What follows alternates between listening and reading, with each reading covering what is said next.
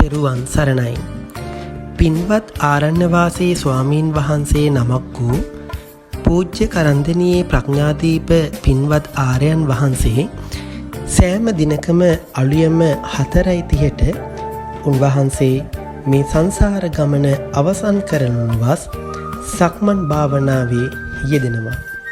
එලෙස අලුයම 4:30 සිට සක්මන් භාවනාව යෙදෙන අවස්ථාවලදී ඇතැම් අවස්ථාවල පිනිවැටීම හේතුවෙන් සහ වර්ෂාපතනයේ හේතුවෙන් උන්වහන්සේට සක්මන් භාවනාව කිරීමට නොයෙකුත් අවස්ථාවල බාධා පැමිණියා. ඇතැම් අවස්ථාවලදී අධික මිහිදුම් තත්වයක් පැවතියත් පිනිවැටෙන ස්වභාවයක් පැවතියත් එය කිසිදු බාධාවක් නොකරගෙන උන්වහන්සේ සිය ගමන අවසන් කරලනුවස් උන්වහන්සේ සක්මන් භාවනාවේ යෙදෙන්නට වුණා. එලෙස දීර්ඝ කාලයක් පසුගිය කාල වකවානුවේ පැවති අධික මිහිදුම් තත්වය සහ පිනි වැටෙන තත්වය නිසා උන්වහන්සේ සක්මන් භාවනාවේ යෙදීම හේතු කොටගෙන වරින් වර උන්වහන්සේට අසනීප තත්වයන් පවා උදා වුණා.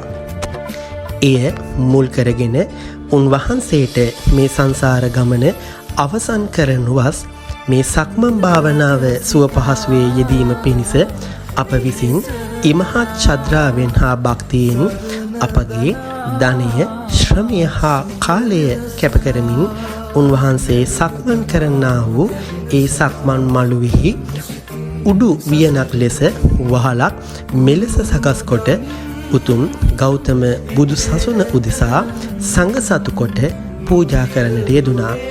මෙලෙස නොයෙකුත් පුද්ගලයන්ගේ සහ නොයෙකුත් දෙනාගේ ධන පරිත්‍යාගයෙන් සහ ඇතැම් අයගේ ශ්‍රමය, කාලය පරිත්‍යාගයෙන් මෙම මහා ගු කුසල කර්මය අප මෙලෙස අවසන් කරන්නට යෙදුණා.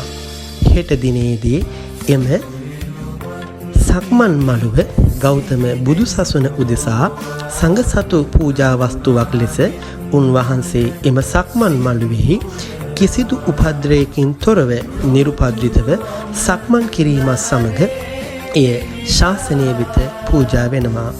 මෙම මහා කුසල කර්මය සතුටු සිතින් දෙක අනුමෝදන් වෙත්වා. තෙරුවන් සරණයි.